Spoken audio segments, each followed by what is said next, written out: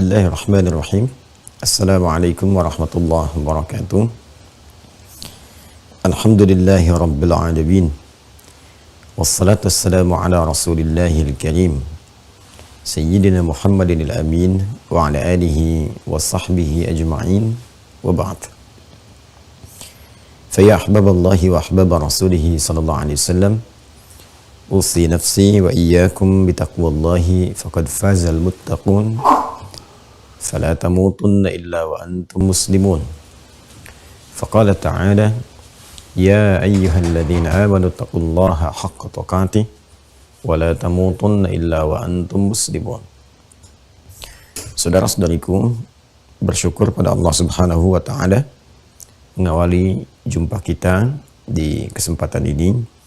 Semoga seluruh kita semua dirahmati dan senantiasa berada dalam ridha dan maghfirah Allah Subhanahu wa taala.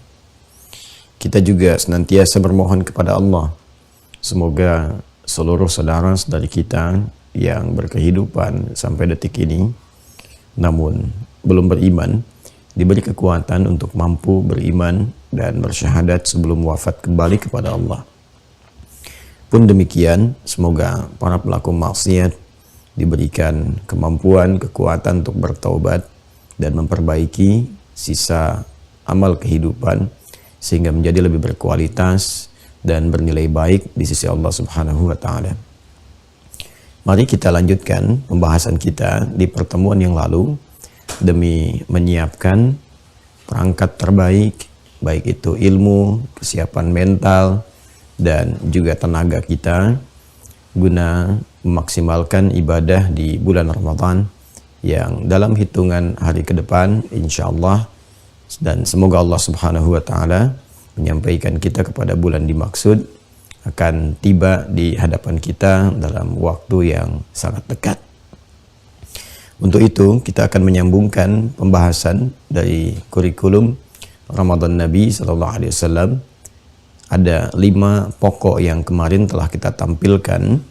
1 telah kita uraikan, yaitu bagaimana kita menyiapkan satu amalan penting yang mengiringi Ramadan, yaitu berinteraksi dengan Al-Quran. Dan ini menjadi amalan yang tak terpisahkan dengan Ramadan karena Nabi konsisten mengerjakannya.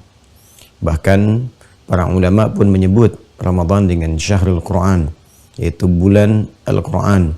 Segala kemuliaan yang terkait dengan Ramadan juga tidak dilepaskan dari keistimewaan yang melekat dari Al-Quran. Karena itulah kemudian kemarin kita belajar bagaimana menyiapkan cara berinteraksi dengan Al-Quran, baik dari cara pertama yaitu memperbanyak bacaan qiraat, kedua menyiapkan tema-tema pengkajian baik secara tematik ataupun per surat, kemudian yang ketiga juga kita bisa menyiapkan optimalisasi dengan hafalan. Dan penting diingat, di bulan Ramadan kaidah dasarnya pahala itu berlipat. Kaidah dasarnya pahala berlipat. Insya Allah setelah kita tuntas mengenal kurikulum Ramadan Nabi, kita juga akan mencoba untuk menggali hadis-hadis yang terkait dengan petunjuk penunaian atau mengisi kegiatan di bulan Ramadan. Nanti kita akan coba kumpulkan atau mungkin jadikan satu pembahasan.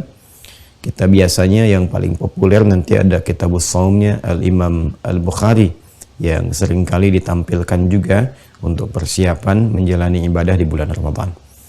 Dan di antara inti pembahasan tentang Ramadan itu senantiasa menghadirkan motivasi pahala yang berlipat. Jadi tidak sama dengan hari-hari biasa. Jangan disamakan dengan hari biasa. Di bulan Sya'ban saja, seperti saya sampaikan, sahabat Ibnu Abbas radhiyallahu taala anhuma memberikan kesan dari isyarat Quran surah ke-9 At-Taubah ayat 36 ketika Allah Subhanahu wa taala meminta kepada seluruh insan beriman agar memanfaatkan bulan Hurum. Bulan Hurum itu ada 4, ya 3 berurutan. Dzulqia'dah bulan 11, Dzulhijjah bulan 12, Al-Muharram bulan pertama. Yang keempat bulan Rajab. Ya, dengan tegas sekali Allah menyampaikan fala tadhlimu fihinna anfusakum. Maka jangan engkau sampai mencederai diri sendiri dengan berbuat maksiat, menzalimi diri dengan berbuat yang tak pantas di bulan-bulan hurum itu. Jadi ada latihan untuk introspeksi, latihan memperbaiki diri, dan tentunya ini cabangnya dua. Satu, meninggalkan maksiat, yang kedua memperbanyak taat. Karena meninggalkan salah satu itu artinya menaikkan lawannya. Jadi kalau meninggalkan yang salah dalam saat yang bersamaan berarti sedang menaikkan yang soleh. Ya, kalau ada orang meninggalkan yang soleh pada saat yang bersamaan berarti dia sedang menaikkan yang salah. Karena itu Ibnu Abbas radhiyallahu taala anhuma memberikan satu tafsiran, kata beliau, saat kita memaksimalkan dan mengamalkan apa yang Allah kemudian perintahkan dengan meninggalkan maksiat yang dikhususkan di bulan hurum ini, berarti nilainya spesial. Spesial, memiliki peningkatan dari bulan-bulan biasa. Jadi kalau kita bisa mengamalkan itu, artinya pahalanya berlipat dibandingkan dengan bulan-bulan dan waktu biasa. Di waktu biasa aja kita diminta untuk meninggalkan maksiat, meningkatkan taat. Maka ketika ada perintah khusus di waktu tertentu, ini menunjukkan ada pelipat gandaan pahala. Jadi kalau ada orang meninggalkan maksiat, itu diberikan pahala berlipat. Seperti orang mengerjakan taat pun di bulan itu, pahalanya berlipat. Rajab, satu dari yang 4 ini. Jadi bisa diilustrasikan, digambarkan, dicitrakan, dibayangkan oleh kita semua. Jika bulan Rajab saja misalnya meningkatkan ketaatan, menghindarkan maksiat, bisa berpotensi mendapatkan pahala berlipat, maka bagaimana dengan Ramadan yang jaminannya itu sudah langsung disebutkan spesifik, baik dalam Al-Quran ataupun hadis-hadis Nabi Muhammad SAW. Nah, karena itu berinteraksi dengan Al-Quran di bulan Ramadan pahalanya nggak sama dengan hari-hari biasa. Jadi kalau hari biasa kita baca satu huruf saja sudah berpotensi mendapatkan 10, saya katakan berpotensi itu karena nanti bergantung kadar keikhlasan kita dan kesungguhan. Jadi kalau serius kemudian ikhlas, itu ada potensi setiap hurufnya 10 bisa mendapatkan. 10 itu jangan dianggap biasa ya. Anda kalau misalnya berangkat ke tempat negeri orang lain yang jauh, ya kan, walaupun hanya punya $10, itu sangat berharga sekali, ya kan. Anda di Indonesia jangan berharap kalaupun misalnya berkehidupan tidak punya 10 rupiah, itu 1000 nggak akan bisa jadi 1000. Ya, itu nilainya tinggi sekali, apalagi kalau hitungan akhirat, waktunya saja sudah berbeda. Sehari di akhirat sama dengan 1000 tahun di dunia. Itu batas standarnya. Ada yang 50.000 tahun. Fi yaumin kana miqdaruhu 50 alf sanah. Itu kan nanti tergantung itu kualitas-kualitasnya. Jadi saya ingin katakan kalau harinya saja satu hari bisa dengan 1000, maka satu akhirat itu jangan digambarkan serupa dengan hitungan dunia, itu nggak sama. Karena itu Nabi pernah memberikan gambaran, itu ada potensi jaraknya saja 1 ke 2 itu bisa 500 tahun. 2 ke 3 bisa 500 tahun. Itu di hadis Muslim mengilustrasikan, menggambarkan bagaimana orang yang baru sampai ke masjid dengan niat ibadah. Itu baru nyampe aja udah dapat 25 kebaikan. Jarak 1 ke 2-nya 500 tahun. 2 ke 3 500 tahun. Nah ini sangat menarik. Jadi kalau kita punya bekal 10 aja udah dikalikan 500 tahun misalnya. Ada 5.000, ya kan? Itu jarak-jaraknya kalau bisa digambarkan sehari misalnya kan, sama dengan 1000 tahun, itu 5000 berarti kan punya bekal untuk 5 hari itu. Kalau mau hitung-hitungan ya, tapi kan kita tidak tahu apa yang terjadi kemudian, kan gaib sifatnya. Kita hanya diperintahkan siapkan. Modalnya adalah yakin, modalnya adalah beriman. Ya, maka ditampilkan oleh Allah pembuktian-pembuktian itu saat di dunia supaya menambah keyakinan kita untuk kehidupan akhirat. Itu modal kita itu. Ya, ini yang paling penting. Karena itu siapkan sebaik-baiknya. Dan Ramadan melipat gandakannya kita nggak tahu berapa dilipat gandakan. Karena redaksi hadis qudsinya itu kan as-siyamu li wa ana ajzi bihi. Ya kan? Puasa itu hubungan antara hamba dengan Allah. Langsung. Jadi sifat korektifnya itu langsung antara hubungan kita dengan Allah. Dan kita yang bisa juga menilai ya dalam konteks ini apakah kita berpuasa atau tidak, serius atau tidak di hadapan orang seperti orang bisa puasa. Tapi masuk kamar bisa makan gitu kan.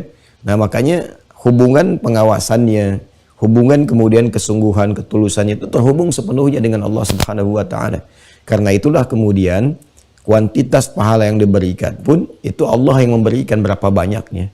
Ya, tapi standarnya itu berkali lipat dari hari biasa. Jadi kalau sekarang dapat 10 setiap huruf, Ya, dalam interaksi dengan Al-Quran, kita bacakan alif, lam, mim, misalnya kan, standarnya kita hitung 3 huruf, alif, lam dengan mim, kalikan 10, 30. Ya, maka kalau kita masuk ke Ramadan, ambillah standarnya kali 10 lagi misalnya. Itu ada 100. Kan? Ambil standarnya kali 10 lagi. Kan standar kali standar. Itu kan? Satu huruf kan standar 10. Jadi standar pahala itu 10. Di setiap perbuatan kebaikan. Disebut dengan hasanah. Dalilnya Quran surah ke-6 itu. Ayat 160. Man jaa bil hasanati falahu asyru amthaliha. Siapa yang mampu mendatangkan perbuatan kebaikan bernilai pahala hasanah, dia dapat 10 kali lipat. Nah, jadi kalau ada seseorang mengerjakan 1 kebaikan, dapat 10, itu kan standar. Nah, sekarang kalau kita jadikan ini sebagai pengali standar saat Ramadan, 10 kali 10, dapatnya kan 100. Artinya, di setiap hurufnya ada potensi paling minimal 100 kebaikan. Itu Ramadan. Ya, lalu kalau tanpa batas berapa gitu. Jadi sayang kalau nggak disiapkan dari sekarang.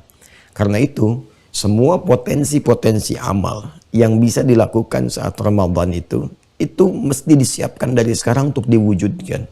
Karena limpahan pahalanya begitu besar. Rahmatnya itu luas sekali. Maghfirahnya, Masya Allah. Kan? Dan itu bekal-bekal positif yang menjadikan kita berpeluang mendapatkan semua kebaikan paripurna yang bisa diraih. Apalagi gitu yang nggak ada di Ramadan. Lailatul Qadar ada, ampunan ada, rahmat ada, lipat ganda amalan ada. Jadi kalau orang nggak bahagia ya, mendekati Ramadan atau berpeluang mendapat itu, menurut saya agak kurang sehat gitu. Ya, agak tidak tepat apa yang kemudian terjadi. Pasti ada yang salah itu, pasti ada yang keliru. Makanya redaksi malaikat itu ketika berdoa dan diaminkan oleh Nabi itu jelas sekali, raghima'an farajulin itu kan, mu'dan liman adraka ramadhana falam yughfar lahu. Keterlaluan tuh. Ya, terhina sekali kalau ada orang nyampe ke Ramadan mendapati potensinya, momentumnya, tapi untuk mendapat ampunan saja dia nggak mampu kan. Ya, itu sindiran tajam keras dan Nabi mengaminkan. Amin kata Nabi itu. Itu hadisnya sahih itu. Ya, ada di kitabnya Al-Mustadrak, susunan Al-Imam Al-Hakim An-Naisaburi. Ya, jadi kita akan siapkan potensinya apa saja. Ada potensi tenaga kan, ada potensi harta, ya kan? Ada potensi ilmu, macam-macam tuh. Semua potensi itu ya coba disiapkan untuk dimaksimalkan saat Ramadan. Ada potensi kedudukan, ya, kan bisa bikin dari sekarang kebijakan-kebijakan yang diamanahi oleh Allah kedudukan. Ya, di perkantoran, di toko, kan toko ada karyawan, itu kan kedudukan juga. Ya, bagaimana Anda menyiapkan skema pekerjaan yang memudahkan ya, karyawan Anda bisa berpuasa dengan baik, saya kan, dan seterusnya. Itu tinggi nilainya. Nah, kemarin kita sudah bahas Al-Quran. Satu, sekarang kita masuk pada bagian yang kedua. Yang kedua, kemarin kita tampilkan menggiatkan sedekah, ya kan, dalam kurung infak ya. Baik. Saya ingin tunjukkan sebentar untuk mengingatkan bahwa ini versi buku yang didapati oleh Anda, teman-teman yang terhubung di Mira, itu ada 2. Ya, sama ya. Ini tentang puasa yang makna ayat puasa. Ini kan dirangkum di sini. Jadi ada yang seperti ini, ada yang seperti ini. Ini covernya saja. Isinya sama. Ya, covernya isinya sama ya. Nah, jadi kalau nanti mendapati yang ini ataupun mendapati yang ini sama saja. Hanya yang saya tekankan mungkin penekanan halamannya agak berbeda. Ya, halamannya agak berbeda. Berbeda itu bukan jumlahnya, kertasnya tidak sama, bukan. Ya, sama saja isi dari awal sampai akhir. Hanya ternyata di versi yang ini ada bagian pembuka itu yang halamannya saya tuliskan dengan Romawi. Jadi kalau kemarin di sini saya masukkan misalnya halaman ke-15 sampai dengan 17 misalnya. Di sini nanti dicari padanannya itu masuk, ternyata masih masuk pembukaan pada halaman Romawi ya. Nah, jadi tinggal menyesuaikan. Kalau saya nanti sebutkan untuk pembahasan tinggal dibuka saja. Kalau nanti misalnya yang saya sebutkan halaman sekian loh kok nggak ditemukan, oh berarti saya pakai yang ini. Nanti tinggal Anda penyesuaikan di sini saja ya. Pembahasan kali ini kalau ada yang ini kan untuk variasi saja sebetulnya ya, cetakannya untuk variasi, covernya dibikin, kadang kita satu buku ada untuk variasi dibikin dua cover misalnya ya. untuk nanti memudahkan, kita ingin tunjukkan bagi teman-teman yang covernya seperti ini ya. Nah, ini seperti saya sampaikan, ini ada di halaman 15 sampai dengan 17. Kemudian yang covernya ini ya, ini yang terbaru. Teman-teman bisa lihat,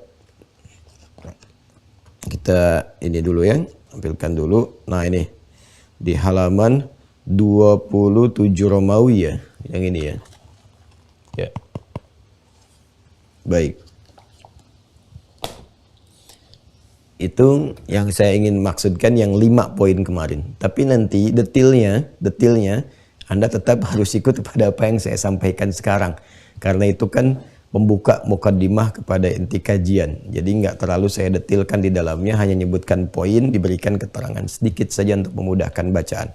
Nah, sekarang detailnya kita bahas. Karena itu saya jadikan bagian dari pegangan supaya jadi bacaan awal. Detailnya nanti diterangkan dalam ta'lim kali ini. Bismillahirrahmanirrahim. Baik, yang pertama saya ingin ingatkan bahwa di saat penjelasan mungkin saya masih ada batuk-batuk. Jadi mohon izin nanti kalau pas menjelaskan batuk, itu bukan bagian dari penjelasan. Itu jeda sebentar untuk mengondisikan suara.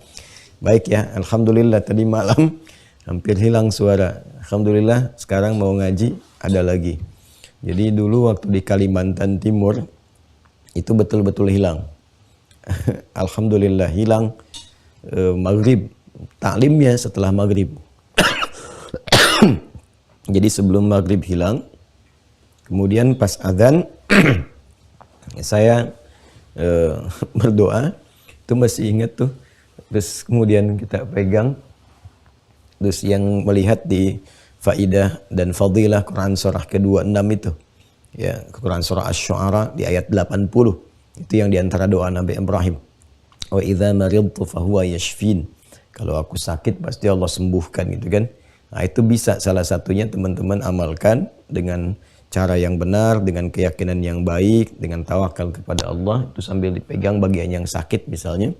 Wa idza maridtu fahuwa yashfin. Kalau aku sakit pasti Allah sembuhkan, pasti Allah sembuhkan. Itu Masya Allah, begitu pas sampai masjid langsung diminta jadi imam lagi. Jadi imam. Alhamdulillah itu muncul lagi suaranya. Muncul suara, setelah itu taklim, suara udah baik gitu kan sampai selesai taklim. Begitu selesai taklim, hilang lagi.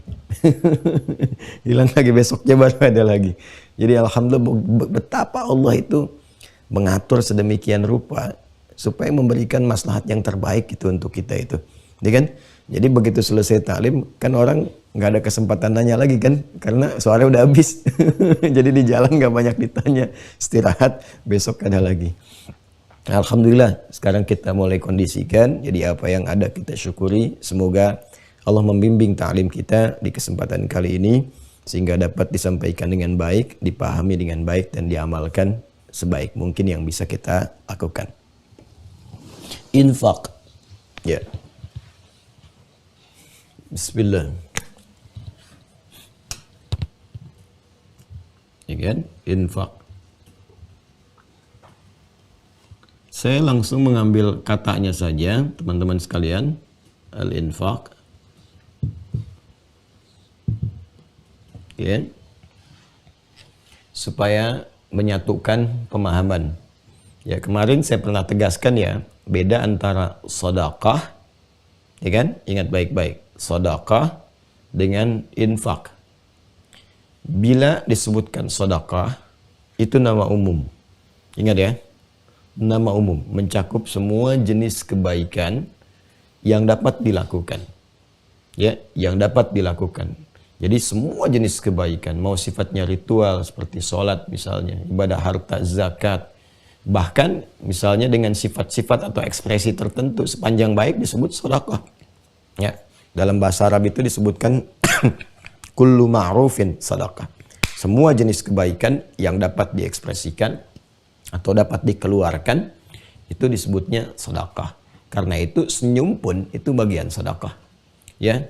Ya, basmatuka atau tabassumuka 'inda wajhi akhika sedekah. Kan Nabi kan menyampaikan senyummu itu yang memberikan ketentraman, kebaikan, kenyamanan kepada temanmu itu juga sedekah, punya nilai kebaikan. Ingat ya, tidak berdiri sendiri, senyum itu sedekah, tidak berdiri sendiri, tapi senyum yang menjadikan orang nyaman dengan senyuman itu.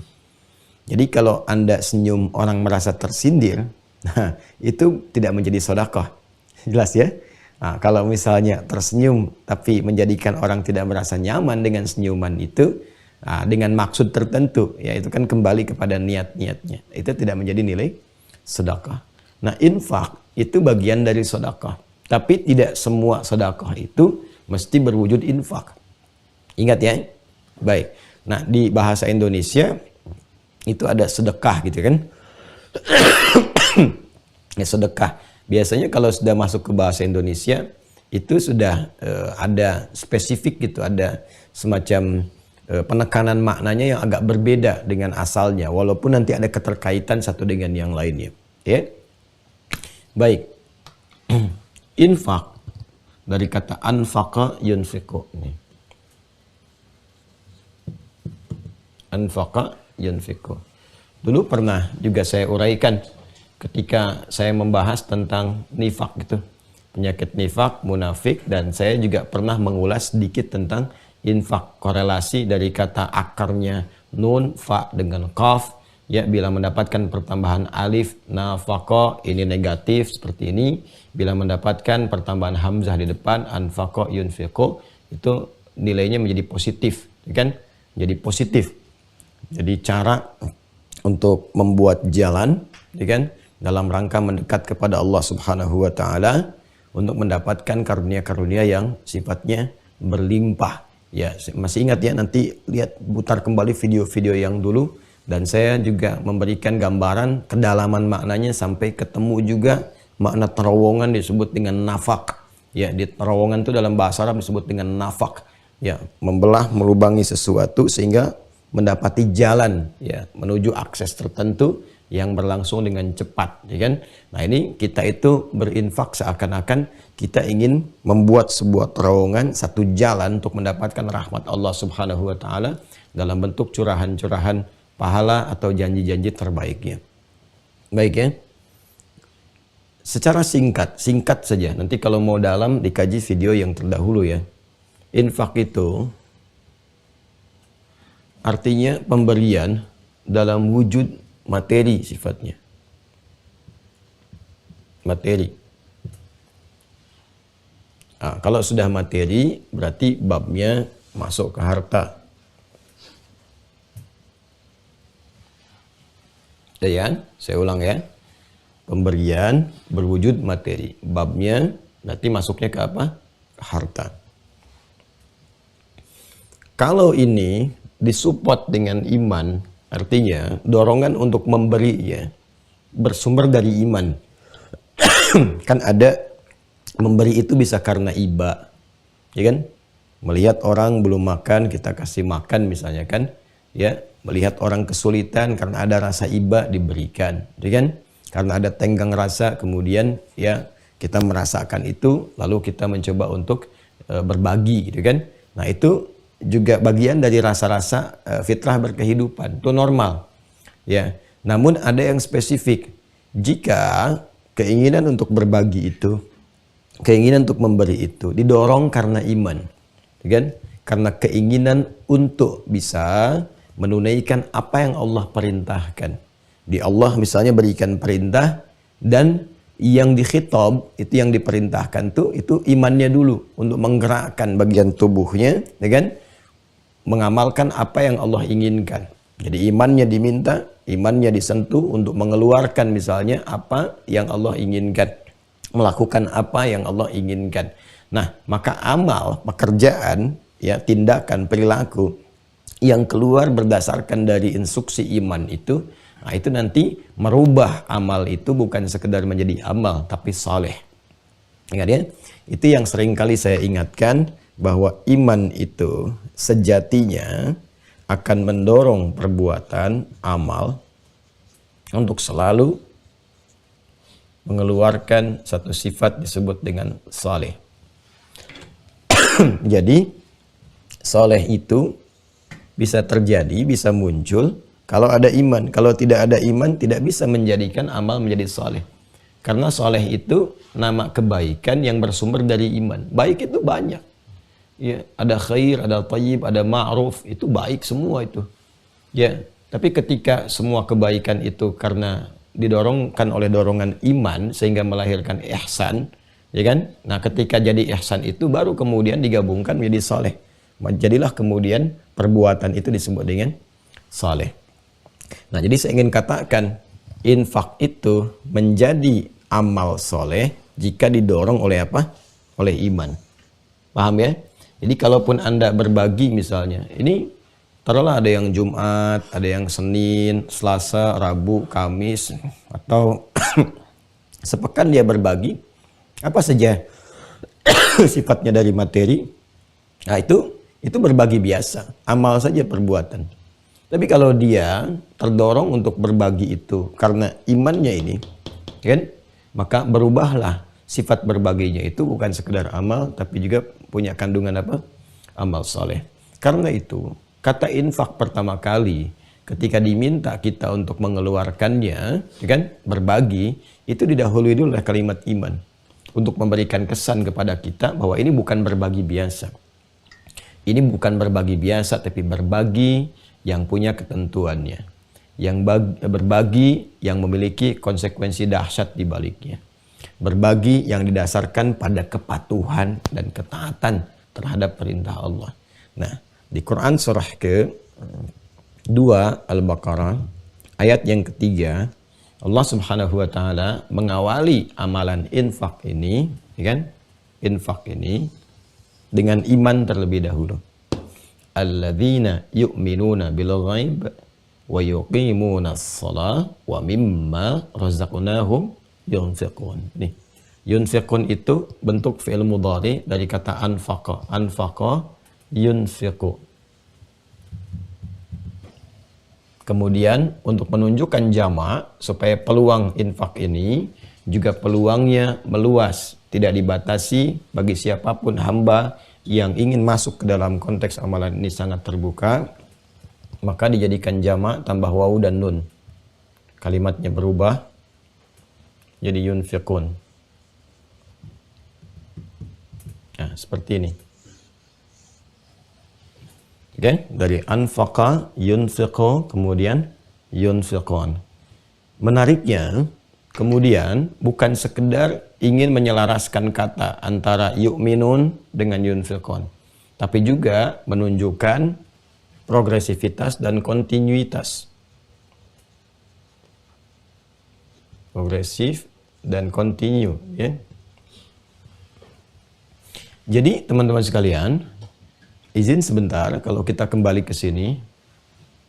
Allah Subhanahu wa taala memberikan kesan bahwa ciri insan beriman itu kalau benar imannya, ya, pertama dalam hal amalan terkait harta itu Allah beri peluang berupa infak. Ketika akan berinfak pun, nah ini dia bukan berinfak pada 1-2 kejadian, ya, pada 1-2 momentum, tapi infak itu memang menjadi bagian kegiatan rutin yang dia kerjakan, yang sifatnya kontinu, ya, baik sekarang berlanjut ataupun di masa depan ketika ada peluangnya. Present, continuous, future. Itu kan maknanya fi'il mudhari itu seperti itu. Ya, jadi ketika kemudian insan beriman itu diperintahkan oleh Allah untuk berinfak, maka yang pertama ciri infaknya itu didorongkan oleh dorongan imannya dalam rangka patuh kepada perintah Allah. Patuh kepada perintah. Jadi saya infak ini ya bukan karena harus saya berbagi begitu saja, bukan, tapi karena Allah perintahkan. Karena diperintahkan saya kerjakan. Nah, itulah amal saleh. Jelas ya? Dasarnya itu. Yang kedua, memiliki sifat keberlanjutan, terencana dan berlanjut.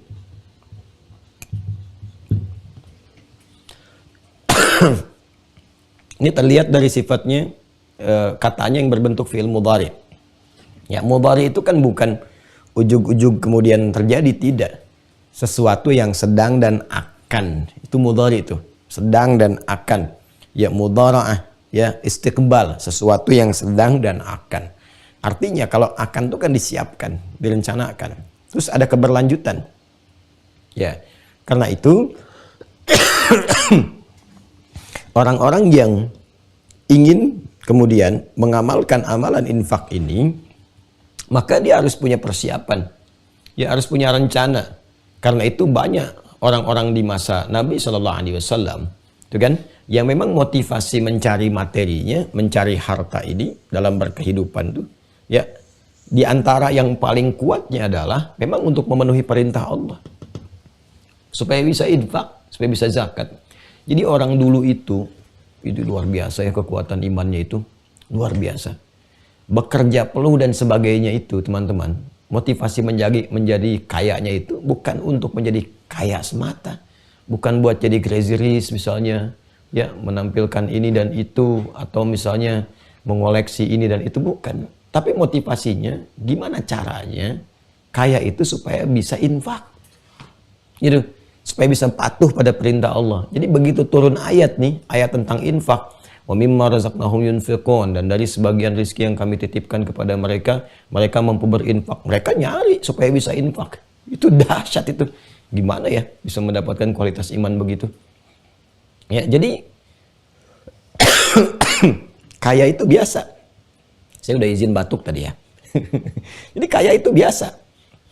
Ya, awas ya, kaya itu biasa, dia dianggap biasa aja gitu. Makanya ada orang juga yang nggak terlalu tertarik dengan kekayaan, karena dia orientasinya saya mau optimalisasi amalan yang ini saja, ya, terus amalan infaknya saya patuh nih, saya dapatkan segini bisa infak. Tapi saya mau optimal misalnya di amalan tenaga, saya mau optimal di amalan ilmu, ada yang begitu. Ya, tapi ketika ayat turun, semua itu minimal pengen mewujudkan berapapun yang bisa kemudian dikeluarkan. Itu dahsyatnya itu. Nah, ada yang memang orientasinya, oh saya mau kejar amalan ini. Jadi dia ngejar ini, ngejar harta, ngejar materi, supaya bisa apa? Supaya bisa mengamalkan kepatuhan mereka kepada Allah dalam bentuk apa? Dalam bentuk berinfak. Nah, ini ada rencana, ada keberlanjutan.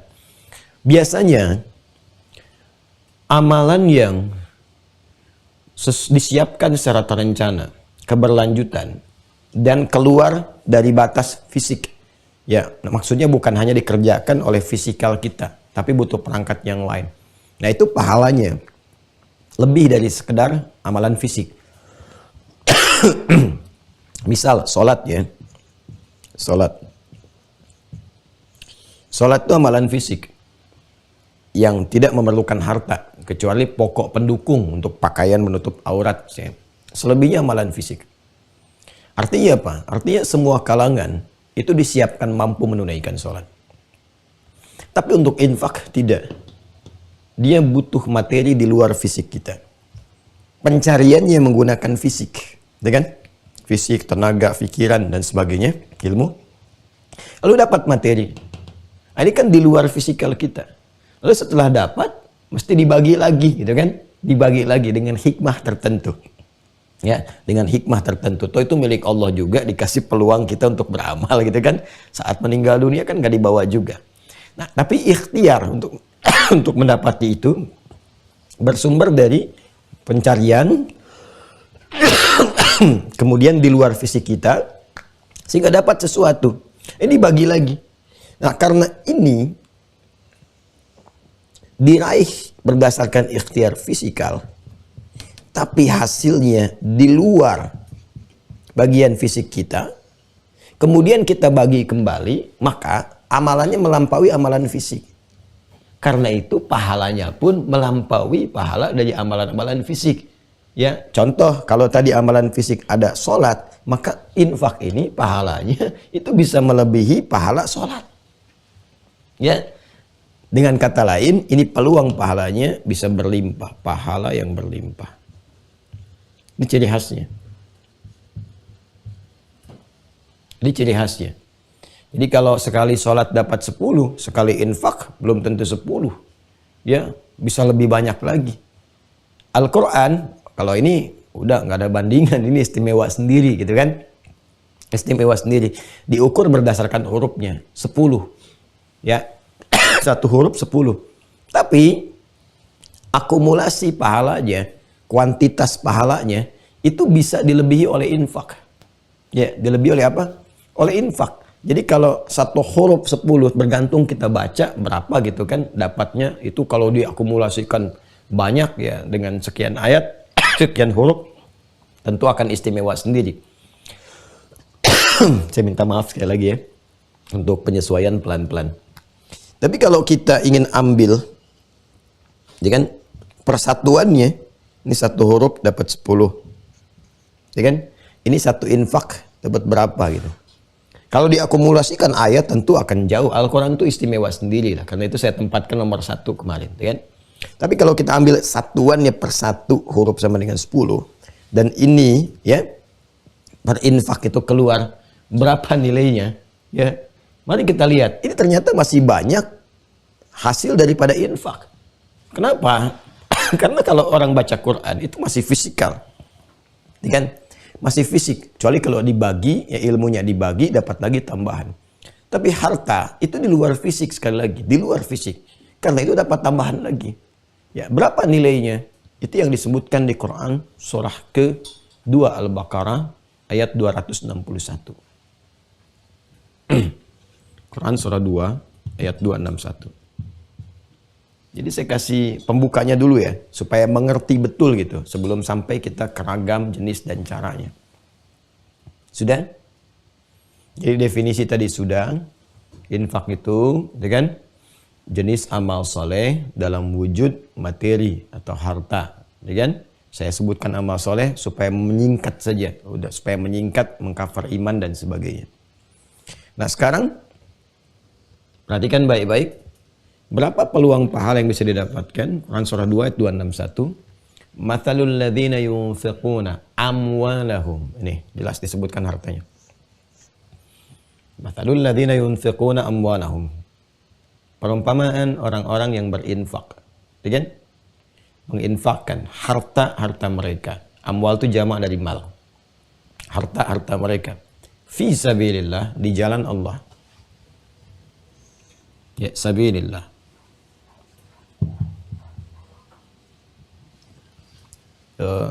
Saya minum sebentar ya, supaya kita bisa menekan sedikit biar batuknya nggak terlalu sering. Bismillah.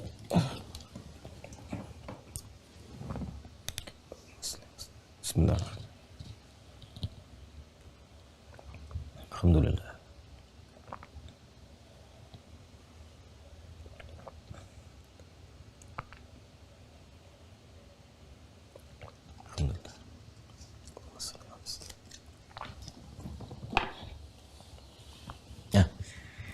Alhamdulillah, akhirnya bisa juga minum saat kajian. Biasanya saya nggak minum. Bisa saja kita memilih rehat sejenak. Kita rehat sejenak. nggak taklim dulu saya kan lihat. Tapi saya mengejar kurikulum sebelum sampai Ramadan karena masih banyak yang harus kita bahas. Jadi kalau masih punya kesanggupan saya sampaikan supaya nanti saat Ramadan kita tinggal beramal, itu maksudnya. Ya, kecuali kalau udah nggak kuat sama sekali, ya saya nggak akan nyampaikan. Paling nanti dirujuk ke teman-teman untuk siapkan video-video yang mungkin ada korelasinya, lalu saya beri catatan, maka ditampilkan. Sudah ya? Baik, kembali ke Quran surah kedua ayat 261. Bismillahirrahmanirrahim. Mathalul ladzina yunfiquna amwalahum fi sabilillah. Perumpamaan orang-orang yang mampu berinfak, menginfakkan harta-harta mereka. Ini harta ya. Jadi jelas mengonfirmasi bahwa infak itu amalnya amal harta, materi sifatnya. Jelas ya? Fi sabilillah, di jalan Allah. Nah ini yang saya katakan. Kepatuhan kepada perintah Allah Subhanahu wa taala. Jadi infak yang dimaksudkan bukan infak biasa. Ya, kalau sudah fi sabilillah di jalan Allah, mesti kenal jalan Allah itu apa saja, ya kan? Yang masuk kriteria fi sabilillah itu kriterianya apa saja. Ini yang harus kita keluarkan. Apa saja sih yang termasuk ragam infak fisabilillah itu? Nanti kita turunkan. Baik dari jenis infaknya apa, kemudian objeknya apa gitu ya. Nah, ini kriterianya. Kamatsali habbatin ambatat sab'a sanabil. Itu setiap yang dikeluarkan itu diilustrasikan seperti satu benih yang menumbuhkan kemudian 7 cabang. Fi kulli sumbulati mi'atu habbah. Dari 7 cabang 7 bagian ini, itu setiap bagiannya mendapatkan 100 benih lagi, 100 biji lagi. Ya, jadi kalau sederhananya begini, 1 dikali 7 dikali 100. Ya. Jadi berapa? 700. Fi kulli sumbulatin mi'atu habbah.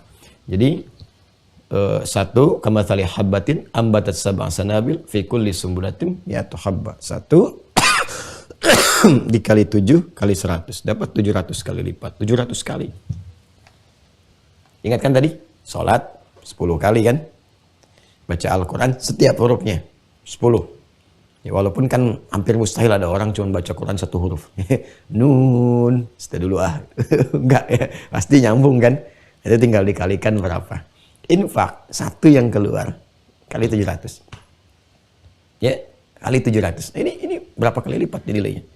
Nah, kadang-kadang ada sebagian dai yang bacanya cuma nyampe sini ayatnya, nggak diselesaikan. Ini standar, paling sedikitnya. Belum selesai ayatnya. Belum selesai. Kalau mau kita selesaikan, wallahu yudha'ifu liman yasha' wallahu wasi'un alim. Dan Allah akan berkenan melipat gandakan tanpa batas. Ya, bagi siapa? Bagi yang tidak pernah membatasi dengan hitungan. Jadi kalau ada orang hitung dengan hitungan standar, dikasih sesuai hitungan. Tapi kalau orang nggak berhitung, terserah Allah deh. Yang penting saya itu berinfak karena saya ingin patuh terhadap ketentuan Allah. Ini, ya, yang penting saya pengen patuh aja. Terserah Allah mau kasih berapa. Nah, bagi orang yang seperti itu, Allah akan berikan melebihi batasan-batasan standar sesuai dengan kehendak Allah Subhanahu wa taala. Sifat iman yang mengiringi amal itu disebut ikhlas. Ya, ikhlas itu kan menjadikan segala hal hanya bergantung kepada Allah. Allahus Samad. Itu kan yang disebut al-ikhlas. Ya, qul huwallahu ahad, Allahus Samad. Menjadikan segala hal hanya bergantung kepada Allah. Jadi sepanjang orang beramalnya atau dalam konteks infak berinfaknya, terserahlah. Yang penting Allah ridha. Saya sudah patuh sesuai dengan apa yang Allah tetapkan. Terserah Allah saja. Sikap seperti itu bagian dari keikhlasan yang akan mendapatkan respon langsung ya dari Allah. Ditegaskan di Al-Quran, yudha'ifu liman yasha. Wallahu yudha'ifu liman yasha. Allah akan berikan tanpa batas. Ya, tanpa batas dari gambaran kita. Di luar batasan ini. Ya terserah Allah ngasih berapa. Bisa 7.000 kali lipat, 7 juta kali lipat, 7 miliar kali lipat. Itu Masya Allah. Makanya ada orang yang kelihatannya amalnya kecil, tapi kualitasnya tinggi. Sehingga saking tingginya itu bisa menggugurkan dosa-dosa yang pernah dilakukan. Itu luar biasa gitu. Ya, pernah kan ada kasus seorang perempuan yang kurang baik itu di masa-masa lampau sekali. Ya kan? Yang dengan dia memberikan minum ya, kepada seekor anjing yang tengah kehausan. Kan kisahnya viral sekali. Itu riwayatnya kan sahih. Dia kerjakan apa? Ini. Dasar ketulusan yang sangat dalam. Ya, keikhlasannya, karena keikhlasan dia, ketulusan dia itu Allah berikan anugerah kepada dirinya. Ya, dari berupa ampunan dosa yang menjadikan dengan itu perempuan itu berubah menjadi lebih baik. Ya, dari peristiwa yang dimaksudkan. Jadi setelah terampuni kan nggak akan terjerumus pada dosa lagi. Artinya Allah merubah dia.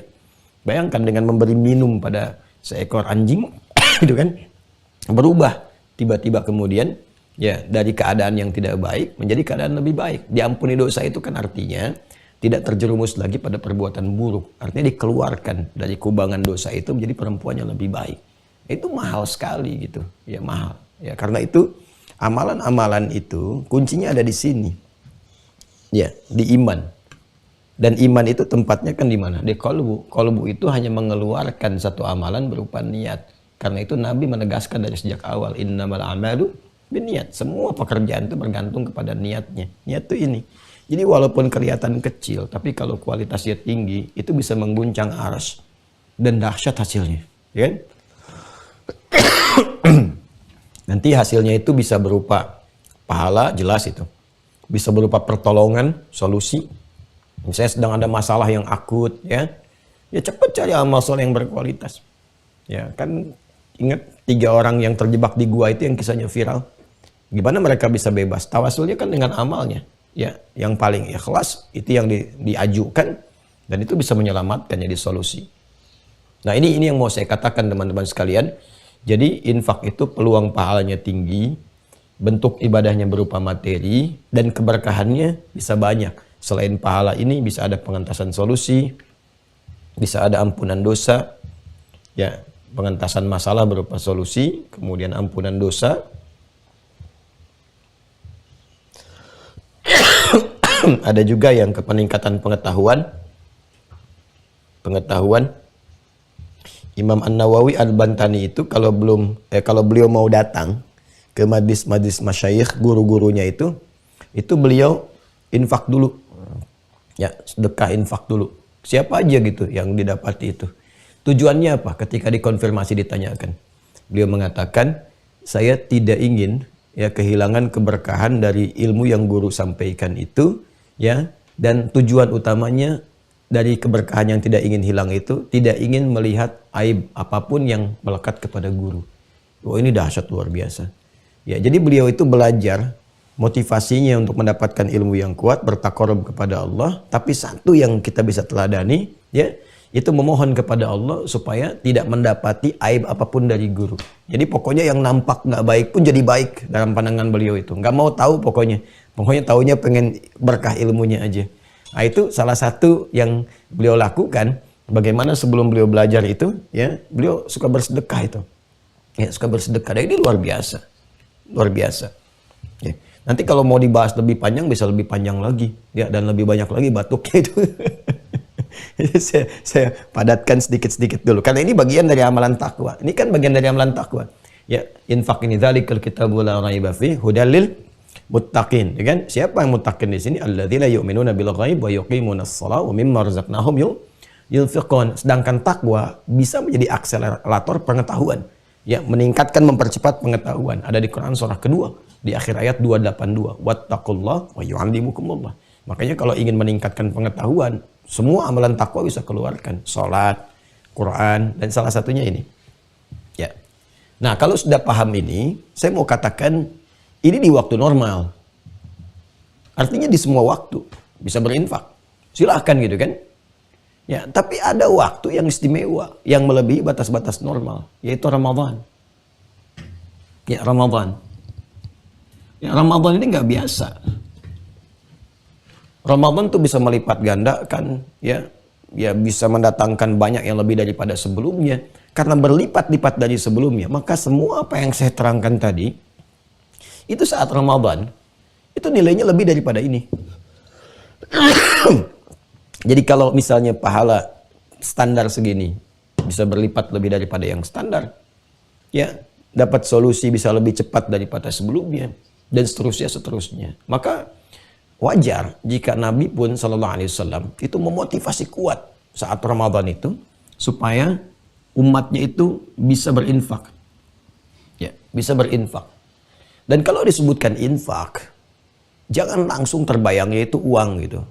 Saya tuh kadang-kadang suka memberikan satu koreksi ya, karena infak itu wujudnya itu berupa materi, dan materi itu bukan cuma uang, makanan itu juga bagian dari infak.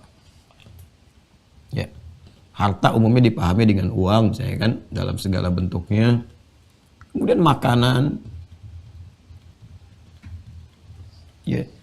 Masih ingat kan hadis-hadis yang mendorong kita untuk berbagi makanan untuk berbuka. Man aftara shaiman, siapa yang memberikan bukaan kepada orang yang puasa itu, dia berpotensi mendapatkan pahala yang senilai dengan puasanya tanpa dikurangi sedikit pun. Itu orang berlomba-lomba. Ya. Dulu saya zaman-zaman kecil aja, Masya Allah tuh udah pada naruh makanan di masjid, ya. Di zaman-zaman saya kecil tuh di kampung-kampung, Masya Allah ya, di daerah-daerah, itu di kota-kota juga udah banyak kan suka ngumpulin takjil itu. Ya, takjil tuh kan suka diplastikin apa. Ya, di kampung-kampung itu simpan ke masjid bukaan. Bahkan di RW itu kadang-kadang sudah ada edaran ke setiap RT. Itu yang tadi saya katakan, pimpinan bikin kebijakan ke rumah-rumah. Siapa yang mau nyiapkan untuk bukaan 3 hari pertama, 3 hari kedua, atau bahkan dibagi sehari, dibagi setiap rumah berapa. Itu sampai begitu. Yang simpan di masjid demi mengejar ini. Saya nggak tahu ya sekarang tuh yang seperti itu semangatnya masih ada apa enggak gitu kan. Tapi saya merasakan deh. Itu pasti tuh ibu kami itu selalu dapat surat tuh setiap menjelang Ramadan. Ya, nanti dibagi sekian rumah, dihitung dulu satu RT itu ada berapa rumah. Terus di situ kan ada masjid. Ya, jadi nanti dari situ disiapkan ibu ini mau apa, ini mau apa, digabungkan. Jadi menunya tuh tiap hari bisa beda-beda. Itu untuk bisa mendapatkan kemuliaan ini gitu, dalam rangka mematuhi ini. Nggak banyak dalil yang disampaikan. Cuma dikasih tahu, langsung pengen diburu. Itu kita merindukan tuh masa-masa itu. Ya, saya main waktu kecil-kecil aja. Ini kecil, anak-anak kecil. Seusia saya mungkin SD, ya bahkan dari TK itu ke ini. Ya, untuk gandengan tangan sama anak perempuan saja nggak mau. Ya, ini dengan laki-laki lagi. Itu kan, kan kalau ada main apa tuh yang ada lari-lari itu sambil pegangan gini gitu apa. Itu kalau berputar kayak gini kan ini pakai wasilah ini, pakai kayu atau apa kalau sama perempuan tuh begini, nggak langsung seperti ini.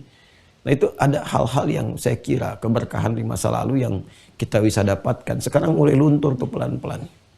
Ya dulu praktek bermain pun tertanam dengan sendirinya. Karena apa? Ngaji masih jalan. Ngaji masih jalan. Akhlak masih banyak. Akidah akhlak. Masjid-masjid itu selain tadarusan juga ada pengajaran dan sebagainya. Itu saya kira yang bisa dihidupkan sehingga menjaga. Dan cenderung kehidupan lebih tenang. Enggak ada tuh yang seperti kayak sekarang. Dikit-dikit ribut, dikit-dikit hoax, dikit-dikit pada berkelahi dan sebagainya gitu. Kenapa? Ya karena ada yang hilang. Coba dievaluasi lagi. Nah saya mau kembalikan ke sini. Jadi bentuknya bisa makanan. Ya. Nanti kita akan temukan banyak redaksi-redaksi seperti berbagi bukaan untuk orang puasa. Bahkan kalau tak mampu itu masih ingat gak? Walaupun cuman sehirup susu gitu kan. Masih ada gak? Ya air bening ya sehirup susu. Bukan cuman sehirup, kasih sesedot aja ya. Udah paling tidak. Kok cuman sesedot? Hadis Nabi. Bukan itu cara memahaminya, tidak demikian. Ya maksudnya walaupun yang Anda bisa berikan itu ya semampu yang bisa kita keluarkan, walaupun hanya senilai dengan air bening atau cuman satu sedotan, hal terkecil lah, kan? Jadi cepat lakukan karena momennya besar, pahalanya banyak. Ya, jangan biarkan ada potensi kita bisa melakukan itu tidak dilakukan. Ya, saya turunkan dulu ya, bisa pakaian. Pokoknya segala hal yang terkait dengan materi yang sekiranya bisa dibagi. Ya. Nah, dan ukurannya yang layak serta bermanfaat. Layak dan bermanfaat. Nah, ini yang dimaksud di Quran surah kedua dari ayat 267 itu sampai 269. Sampai dapat hikmahnya. Ya. Wala tayammamul khabitha minhu tunfiqun walastum biakhidhihi illa an tughmidu fihi. Jangan sampai kamu itu berinfak dengan benda, dengan harta, dengan materi yang tidak layak. Jangankan kamu beri, kamu lihat aja sudah nggak suka. Jadi Anda udah nggak suka lihat makanannya. Ya, oh ini coba udah nggak enak nih, kasih aja satpam depan. Jangan begitu ya, Anda aja nggak mau, nggak suka, masa kasih orang. Ini kan melihat pakaian sudah lusuh, sudah kumel, sudah dekil gitu kan. Ya, tiba-tiba Anda mau kasih orang, nggak boleh yang seperti itu. Cari yang berkualitas, yang bagus, yang baik. Nah, jadi lengkap sekali. Dari jenisnya diterangkan, kemudian juga dari kualitasnya disebutkan, peluang pahalanya diberikan, dasarnya ditegaskan. Nih, keikhlasan, kepatuhan kepada Allah. Baik, pelan-pelan. Apa saja kemudian yang termasuk bagian-bagian dari infak itu? Ada yang wajib. Ada yang sunnah. Awas ya. Infak wajib, ini baru secara umum dulu ya. Infak wajib itu bentuknya ada yang berupa zakat nanti. Awas ya. Wa mimma razaqnahum tunfiqun, dari apa yang kami titipkan kepada kalian berupa rezeki, kemudian kalian berbagi dengan itu semua, berinfak, ya. Nanti ada yang wajib sifatnya, seperti zakat. Ya, zakat itu masuk dalam kategori amal soleh terkait dengan harta. Ingat ya, kalau sudah harta berarti nama umumnya infak. Kalau nama amalan secara umumnya disebut sedekah. Karena itu pun zakat saat dikeluarkan disebut sedekah untuk menunjuk nama umum. Ya, nanti di Quran surah 9 ayat ke-60. Tapi sifat nanti masuknya ke sini, ya, masuknya ke infak. Sifatnya adalah wajib. Zakat mal. Ini satu. Dalilnya yang masih di surat At-Taubah, khudz min amwalihim shadaqah, kan ambil dari harta mereka itu, kan sebagai pembuktian keimanan untuk berbuat baik dalam berkehidupan. Lalu dikeluarkan kepada 8 golongan itu, ya, di Quran surah ke-9 dikeluarkan pada 8 golongan, Quran surah 9 ayat ke-60. Kemudian yang kedua, infak wajib itu ada infak di keluarga, infak suami terhadap istri, yang disingkat dengan nafkah itu. Nafkah itu singkatan dari infak. Ya, karena redaksi Qur'annya menggunakan infak. Quran surah ke-4 ayat 34.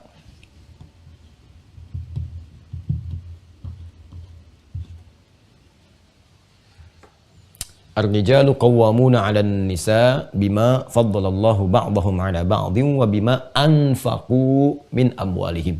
Ya kan?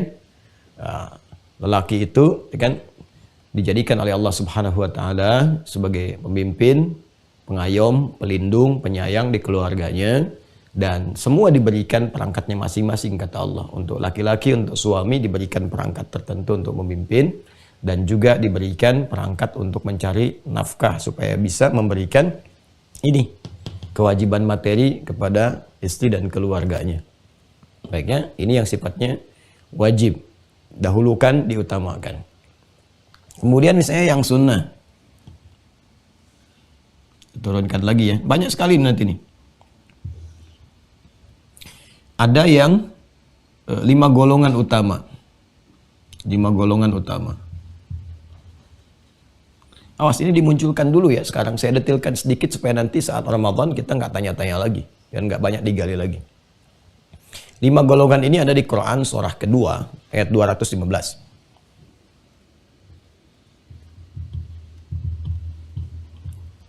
Sudah? Quran surah kedua Al-Baqarah ayat 215. Yas'alunaka madza yunfiqun. Mereka banyak bertanya kepadamu Muhammad sallallahu alaihi wasallam tentang apa yang harus diinfakkan. Qul ma anfaqtum min khair. Katakan kalau mau infak itu harus yang berkualitas, yang bagus. Ini mengonfirmasi yang tadi. Harus layak, bermanfaat, yang terbaik, ya kan? Pertama, lil walidain, orang tua. Jadi orang tua tidak dizakati, orang tua diberikan infak. Orang tua. Nah, ya. Jadi kalau ini kan bentuknya materi, harta. Punya apa, berbagi, berikan misalnya kendaraan, berikan misalnya ya fasilitas handphone atau apa yang disenangi, atau minimal makanan misalnya, atau kirim pakaian dan sebagainya. Itu bagian dari kepatuhan. Dan lakukan ini karena Allah perintahkan. Itu aja. Ya, pokoknya kalau semua dikerjakan karena Allah, hati lebih lapang, tidak ada kecewa, nanti berkah turun semua. Tapi kalau kita berikan misalnya hanya karena atas dasar ini itu, nanti banyak kecewanya. Apalagi karena capaian-capaian dunia, kan? Harapan-harapan dunia, nanti banyak kecewa dan nuntut. Saya sudah kasih ini kok sikapnya begitu. Nah, saya sudah berikan ini kok belum begini juga. Saya sudah tiap hari, tiap bulan saya kirimin begini, tapi ke saya masih begitu. Nah, tuh kan? Tuh. Jadi ini menunjukkan bahwa apa yang diberikan bukan karena dasar iman. Ya, hati-hati ya. Jadi kalau semua dasarnya pokoknya karena Allah perintahkan, saya lakukan. Nanti coba lihat aja berkahnya. Ya, apa yang tadi disampaikan tuh, tiba-tiba pekerjaan misalnya lancar aja. Lancar itu bukan karena Anda pintar. Mungkin ada perbuatan sebelumnya yang menjadikan Allah berkenan melancarkan pekerjaan Anda itu. Bisa jadi demikian. Lil walidaini wal aqrabin, kerabat dekat. Kerabat dekat. Kerabat dekat itu teman-teman sekalian, itu maknanya dua. Bisa pertalian dari kekeluargaan, anak paman, anak bibi, ya, atau anak saudara dan sebagainya, kerabat dekat walaupun tinggalnya jauh. Kan? Anda punya adik Anda punya anak, tinggalnya nggak di lokasi yang sama dengan Anda, beda kota, beda kabupaten, bahkan beda provinsi, kan? Kerabat dekat. Ada juga yang menafsirkan adalah tetangga dekat. Ya, yang dekat di sekitaran kita. Mungkin tetangga beda berapa rumah, satu RT, misalnya satu RW dan sebagainya. Itu kerabat dekat. Dengan dua tafsirannya tadi yang sudah saya sampaikan. Yang ketiga, wal yatama, nah yatim. Disebutkan bentuknya umum. Ini menarik nih. Di zakat nggak ada yatim. Tapi di infak ada yatim. Jangan cepat disimpulkan, awas. Karena zakat memberikan sifat. Innamas sadaqatu lil fuqara wal masakin wal 'amilina 'alaiha wal mu'allafati qulubuhum wa fir riqab wal gharimin wa fi sabilillah wa ibnis sabil. 8 golongan. Ya, contoh ambil 1 dan 2 misalnya, fakir dan miskin. Itu kan? Apakah semua anak yatim itu fakir miskin? Belum tentu. Ya. Mungkin ada anak orang yang Masya Allah hartanya melimpah, triliunan macam-macam, menurunkan anak-anaknya, ya orang tuanya meninggal, tinggal anaknya, tapi dia menerima warisan 1 triliun misalnya, masa menerima zakat? Ya, kan tidak gitu kan? Kan tidak. Jadi sifat zakat itu lebih spesifik kepada sifat-sifat pokok yang memang membutuhkan support harta untuk berkehidupan. Ya. Kalau ada yatimnya masuk kategori duafa dari kalangan fakir atau miskin, berhak dia terima zakat. Tapi status yatimnya pun berhak menerima infak. Ya, dalam konteks infak yang sunnah. Ya, jadi kan ini ada yang zakat, yang wajib nih, ada yang sunnah. Nanti zakat ada turunannya lagi. Kan zakatnya nanti ada emas, ada ini, ada itu macam-macam. Jadi saya ambil yang pokok untuk memudahkan saja. Nah ini untuk yatim yang ini. Tapi kalaupun ada yatim misalnya, dia berkecukupan, dia bukan fakir, bukan miskin, tapi yatim, orang tua meninggal. Maka kita bisa support dengan infak yang sunnah. Kasih dia hadiah yang mengentaskan kegundahan dia. Bukan dari pos zakat ini, tapi pos yang sunnah yang ini. Ya, misal kita lihat, wah ini ada sahabat kita nih. Hidupnya memang sudah matang, sudah bagus, tapi ada anak kecil ditinggalkan, yatim dia, kan? Masya Allah. Tapi kita senang, kita lihat dia nih, dia itu senang sesuatu. Senang pakaian model A misalnya kan. Senang mainan model B. Belikan itu. Dari sini, dari pos infak. Itu nilainya tinggi. Karena apa? Karena kepatuhan kepada perintah Allah. Dan nanti lihat hasilnya. Begitu itu diberikan, apa yang terjadi pada hidup kita itu? Mungkin di antara ini semua bisa didapatkan selain pahala. Ya, ada kemudahan hidup. Tiba-tiba misalnya kita tuh bergerak kepada pengen yang baik saja. Terus ada kelapangan hati. Terus dibuka hikmah oleh Allah, yutil hikmata may yasha. Ya, bagaimana kalau saya besok begini, anak saya begini dan sebagainya, itu selalu terbuka. Muncullah rencana-rencana baik dari situ. Ya. Nah, ini yang dimaksudkan. Jadi kalau yatim di sini pun punya kemampuan dan sebagainya, itu tidak menghilangkan hak dia mendapatkan ini infak yang sunnah dalam bentuk pemberian materi. Mungkin dari wujud yang dia sukai atau belum, nggak semuanya orang bisa memberi, nggak harus mewah-mewah, apa yang kira-kira menyenangkan hati dan sebagainya. Itu maksudnya. Wal masakin, kalangan duafa dari kalangan miskin. Miskin diapresiasi 2 kali di sini, dimasukkan ke dalam bagian penerima zakat yang wajib dengan yang infak sunnah. Kenapa? Karena miskin itu keterangannya asalnya adalah orang yang punya kemampuan berusaha dan dia berusaha, cuma hasil yang dia dapatkan belum memenuhi kebutuhan pokoknya. Ya, dia ada pokok yang dia dapatin di rumah misalnya 1 juta, dia bekerja cuma dapat 700.000, ya kan? Dari pos zakat cuma dapat 150.000, 850 masih kurang 150. Ya, maka boleh disupport dari infak. Ya, makanya dia dapat 2 bagian. Kalau fakir dicukupkan bagian dari zakatnya karena nggak kerja, jadi ukur nggak punya kemampuan untuk mencari dan hidupnya tidak terpenuhi karena nggak ada kemampuan mencari itu. Maka ini yang dimaksudkan. Kemudian wabnis sabil, yang kesulitan di perjalanan, ibnu sabil.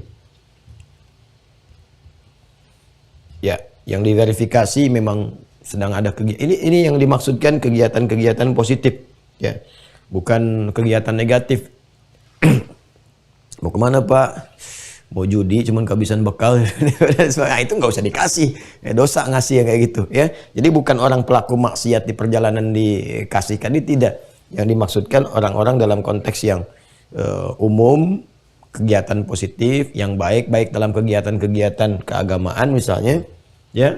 Ada orang kehabisan bekal saat umroh, saat haji, atau saat misalnya mau sholat id di tempat tertentu, pulang-pulang kehabisan ongkos dan sebagainya, atau kehilangan dan seterusnya, ini bisa dibantu. Atau kasus umum yang sifatnya kemanusiaan, ya kan? Tiba-tiba ya datang ke satu tempat, ke kota, kehilangan misalnya barangnya apanya kan, terus dia minta bantuan, tapi dipastikan dengan cara yang benar, bukan modus. Ya, bukan modus sana sini kelihatan, terlihat tiba-tiba tidak seperti apa yang digambarkan. Ya, cek lagi. Ini ada 5 ya teman-teman ya. Ada 5 bagian ini. Nah ini gambaran yang sunnah, di antara contoh yang sunnah. Selebihnya nanti bisa macam-macam. Ya, kalau Anda bisa temukan sendiri, nanti bisa lihat. Ya, siapa saja nanti yang sunnah ini bisa dibagi. Saya tidak katakan bahwa orang fakir tidak bisa menerima infak, tidak. Saya tidak katakan demikian.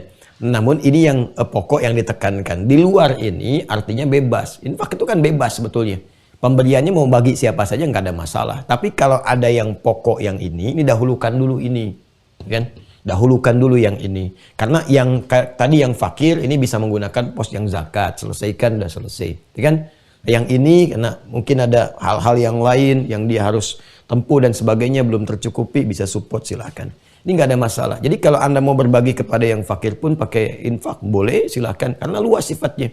Ya, dengan teman, kerabat, traktir ini, traktir itu bagian dari infak. Sepanjang kita niatkan untuk taat kepada Allah Subhanahu wa Ta'ala. Selebihnya apa? Nah, dari sini ada yang menarik nih. Selebihnya, kalau kita ingin cover tingkat yang di atas ini, ada lagi tingkat perjuangan. Di atas ini sifatnya, tingkat perjuangan. Nah, jadi kalau ini fisabilillahnya di jalan yang Allah telah tetapkan. Apa yang Allah telah tetapkan? Satu, ini berdasarkan nas langsung, ya, berdasarkan ayat. Yang kedua, apalagi yang Allah tetapkan? Nih, tingkatnya di atas ini. Di atas ini nilainya. Jalur perjuangan. Perjuangan itu apa saja sifatnya? Misal, ada yang sifatnya perjuangan militer. Ya. Tuntutan untuk mempertahankan kedaulatan misalnya kan. Karena dengan mempertahankan kedaulatan yang terancam sifatnya, iman juga bisa terancam. Karena itu saat dulu pasukan-pasukan Belanda, sebelumnya Portugis dan sebagainya, menginvasi, menjajah tuh Indonesia, itu seruan-seruan para ulama. Ya, kompak semua berjihad dan sebagainya, bikin resolusi dan seterusnya. Itu apa tujuan utamanya? Mempertahankan iman. Ya, mempertahankan iman. Kenapa? Karena kalau wilayah ini sudah dikuasai, iman juga jadi bermasalah. Sulit akses untuk ibadah dan sebagainya gitu kan. Nah, maka dorongan kemudian mempertahankan kedaulatan, dorongan mempertahankan, membantu negara, bangsa, itu didorong kuat oleh agama, oleh iman. Kenapa? Karena akan ada korelasi dengan Tuhan mempertahankan iman. Keamanan negeri berpengaruh kepada kekuatan iman. Keamanan negeri berpengaruh kepada kemudahan dalam mengimplementasikan nilai-nilai keimanan. Makanya saya sering katakan, orang-orang Islam itu kalau dijaga dengan baik, gitu kan, difasilitasi untuk ibadah dan lain sebagainya, itu jangan disangsikan kecintaannya kepada negeri. Akan jadi orang pertama yang berjuang. Lihat aja masa-masa kemerdekaan, gitu kan, bisa kelihatan dari suaranya, dari teriakannya, dari semangatnya, dari sahamnya dan sebagainya. Nah ini bukan sekedar bergabung, semua diberikan. Ya, anfiqu fi sabilillah. Saya berinfak di jalan Allah, semua itu bisa keluar. Kita nggak usah tarik terlalu jauh ke masa Nabi. Coba lihat di masa-masa perjuangan, ya, Negara Kesatuan Republik Indonesia itu, yang masakin nasinya, yang nyumbang emasnya. Siapa yang menyumbangkan kemudian banyak emas? Ya, bukan hanya terkait dengan Monas misalnya, tapi juga terkait dengan pesawat Indonesia pertama, supaya kita punya pesawat, punya kapal terbang. Siapa? Ya, saudara-saudari kita yang dari Aceh. Siapa mereka? Siapa mereka? Mereka insan-insan beriman yang begitu kemudian dengan tulusnya, luar biasanya, Masya Allah gitu kan, dia keluarkan sekian supaya dapat tuh negara, supaya bangga negara itu punya satu ketahanan, kekuatan dan sebagainya. Itu sudah di masa-masa awal kemerdekaan. Tarik sebelumnya lagi, Ya, ada yang nyiapin makanan, yang jual perhiasan, yang ini, yang itu, semua disupportkan. Untuk apa? Untuk ini. Ya. Support perjuangan atas dasar apa? Taat patuh kepada Allah. Taat patuh. Ya, kiai ini keluar, kiai itu keluar, ini semua macam-macam. Jadi kalau harta itu bagi orang beriman itu kecil lah. Jangankan harta, untuk berjuang fisabilillah itu jiwa aja dikeluarkan. Jangankan harta gitu kan, jiwa aja diberikan. Apalagi ya cuma harta-harta yang demikian. Maka tingkatnya besar. Jadi tingkatnya besar. Nah, kemudian ada perjuangan pengetahuan. Yang ini ilmu. Nilainya setara dengan ini jika memang ada keterkaitan. Ya kan? Dan yang kedua, bahkan kalau ini nggak ada tuntutannya, ini naik statusnya. Itu berdasarkan Quran surah ke-9 ayat 122. Kalau ini banyak sekali nih. Kalau yang ini di Al-Anfal ada, yang sebelumnya ada, nanti masuk At-Taubah ada lagi gitu kan. Di Ali Imran juga ada. Di Al-Baqarah juga ada. Ini banyak kalau itu. Ilmu ini spesifik Quran surah 9 ayat 22. Wa ma kana al-mu'minuna liyanfiru kaffa falawla nafara min kulli firqatin minhum ta'ifa liyatafaqahu fid din wa liyunziru qaumahum idza raja'u ilaihim la'allahum yahdharun. Ini ayat yang menyejajarkan antara pentingnya pengetahuan yang setara juga dengan sifat-sifat perjuangan fisik militer. Artinya nanti Quran sudah memprediksi 15 abad sebelumnya akan ada pertarungannya, aksinya bukan lewat fisik tapi lewat pengetahuan, pertarungan pengetahuan. Bahkan itu akan menentukan kreasi apa yang bisa dibangun, wujud apa yang bisa lahir, yang bisa berpengaruh pada keadaan fisik. Dan ini nyata sekarang. Sekarang kita ada pada pertarungan pengetahuan, opini kan. Ya, peperangannya sudah tidak menggunakan saat ini terlihat alat-alat fisik ya, walaupun berbagai negara sudah mengembangkan macam-macam riset ini itu. Makanya ya kita jangan sampai tertinggal sibuk ngurusin sesuatu yang ya remeh-temeh kan. Sementara global itu udah bergerak kemana-mana, buat ini, buat itu dan seterusnya. Ada yang nembus sampai ke ya planet-planet, ada yang macam-macam dan seterusnya. Ada persiapan tertentu. Itu hasil dari apa? Hasil dari ilmu, pengetahuan. Ya, sudah ke biological warfare gitu kan. Apalagi misalnya sudah ke pakai teknologi nano, udah segala rupa lah gitu. Ya. Nah, jadi ini yang paling penting. Belum nanti terkait dengan penggiringan opininya, propagandanya, macam-macamnya. Ini pertarungan ada di sini. Dan sekarang terasa sekali kan di media, baik media sosial, elektronik, macam-macam dan sebagainya. Sekarang bagaimana? Belum ada riset tuh, ya, kemampuan masyarakat Indonesia dalam menyaring informasi yang benar. Ini kan pondasinya ini. Ya, maka penting kemudian ada orang-orang hebat yang disiapkan, yang disupport, yang belajar. Nabi itu kan dikelilingi oleh orang-orang pintar. Selain orang-orang yang kuat, ya, tipikal Umar, Khalid bin Walid, terus hartawan, tipikal Abu Bakar, Utsman bin Affan dan sebagainya. Tapi juga ada orang-orang kuat yang diberikan beasiswa oleh Nabi untuk belajar, disebut dengan Ahlus Suffah. Ya, ada Abu Hurairah, termasuk nanti Ali bin Abi Thalib itu, ya, yang berjuang di pengetahuan. Banyak sekali. Ibnu Abbas radhiyallahu taala anhuma itu ada di jalur ini, pengetahuan. Nabi kasih beasiswa ini, Ahlus Suffah ini. Ditinggal di satu sisi, ada sisi bagian tuh yang kalau kita masuk berarti dari pintu depan itu, pintu Umar bin Khattab lurus, nanti begitu masuk area masjid yang ada lampu manik-manik itu sebelah kiri tuh, yang ada selasar tuh ke arah tempat makamnya Nabi sallallahu alaihi wasallam itu Ahlus Suffah. Ya, di sebelah kiri kalau dari posisi masuk gitu. Nah, itu Ahlus Suffah itu dapat beasiswa dari Nabi itu. Nabi ngajar. Beasiswa yang dimaksud Nabi kasih berupa makanannya, kan? Kadang-kadang kebutuhan-kebutuhan tertentu dia didoakan juga oleh Nabi dan seterusnya. Itu Masya Allah itu. Nah, ini bisa kita support dalam bentuk apa sekarang? Ya, sekarang banyak. Misalnya ada pesantren, ada madrasah, kan? Ya, kalau perlu dicari itu seleksi siswa-siswa hebat, kirim keluar belajar, kan? Nah, kemudian dikasih pembiayaannya, ini dari pos infak itu masuk fisabilillah. Boleh masuk, kan? Ya, bahkan nanti ada kaitan juga dengan bagian dari zakat yang bisa disalurkan. Ini pos infak masuk ke sini. Ya. Jadi ini gambarannya teman-teman sekalian yang bisa dihadirkan. Baik dari berbagi sifatnya, bisa makanan, bisa macam-macam dan seterusnya. Golongan-golongannya itu ada tetangga. Kalau sudah tetangga, ya tetangga misalnya kanan dengan kiri, itu kita nggak ngelihat lagi apa agamanya. Ya mungkin tetangga Anda ada yang non-muslim, apakah yang Kristen, yang Hindu, yang Buddha, jangan dilihat agamanya. Begitu ada makanan bagi, kan? Ada buah-buahan bagi dan seterusnya. Dia itu teorinya, teori dasar. Jadi di sini sudah nggak ngelihat unsur siapa, misalnya keyakinannya apa, ini apa, tidak. Ya tidak. Tapi nanti ada spesifik yang terkait dengan pemberian yang diikat oleh nilai-nilai iman. Artinya mesti diberikan kepada insan beriman. Ya, kayak misalnya hal-hal yang terkait dengan yang tadi saya sampaikan. Ya, ini kan ada pesantren, madrasah misalnya. Ya, kemudian nanti ada perangkat-perangkat yang memang digunakan insan beriman kayak masjid misalnya kan, dan seterusnya. Ya, ini gambarannya teman-teman sekalian. Nah, kalau sudah paham ini, tinggal sekarang kita praktikkan menuju Ramadan. Peluangnya kan ada 30 hari loh, 29 sampai 30 hari. Di Ramadannya. Berarti kurang lebih 30 hari ini akan ada peningkatan pahala yang lebih daripada batas standar. Ini 700 ini, lebih daripada itu. Akan ada peluang terampuni dosa yang lebih dari standar. Ada peluang dapat solusi-solusi dari persoalan dan sebagainya. Dan di antara caranya adalah dengan infak. Maka apa yang kita siapkan? Infak itu kan amalan terencana.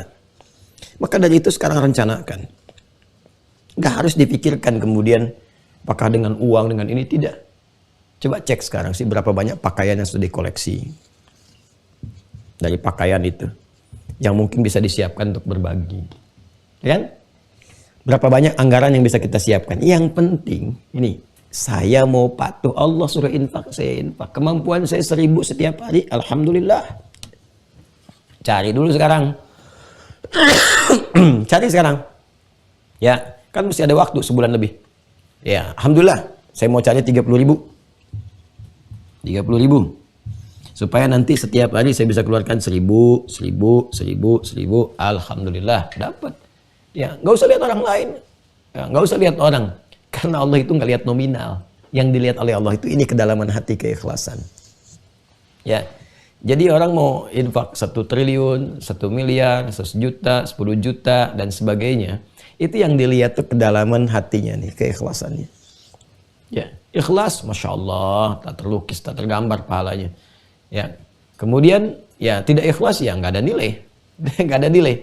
Ya, orang-orang yang menyiapkan dari awal, dari sekarang, oke, siap-siapin tuh, siap untuk Ramadan. Ya, per hari misalnya mau apa nih, mau makanan, tuh kan? Kalau mau kurma nggak apa-apa, nanti kirim ke masjid misalnya kan. Hari ini, besok saya mau kirim jeruk dan seterusnya. Kita siapin dari sekarang, khusus Ramadan nih sekarang. Mau nyiapin, ya awas ya, saya bicara infak yang sifatnya ini nih. Turunan-turunan ini. Kalau yang zakat harus lihat haul. Awas ya. Haul dan nasab udah oke kan. Tapi haulnya coba cek pas tahun nyampe itu. Kalau nyampenya bukan Ramadan, jangan diundur ke Ramadan. Ya, jangan menunda-nunda. Kalau memang Rajab keluar, keluarkan sekarang. Jangan nanti sekalian Ramadan dapat pahala besar. Pahala dapat, dosa juga dapat karena nunda-nunda. Ya, awas, hati-hati tuh. Dan orang sudah menunggu haknya. Zakat itu kewajiban, berarti ada yang hak. Ada yang menunggu haknya. Ya, menunda hak orang lain itu dosa. Dan nilainya besar sekali. Makanya kalau sudah jadi hak orang lain untuk didapatkan, jangan ditunda-tunda, diundur-undur. Ya, apalagi mundurnya terlalu jauh misalnya. Ya, itu tidak diperkenankan. Ya, tidak diperkenankan.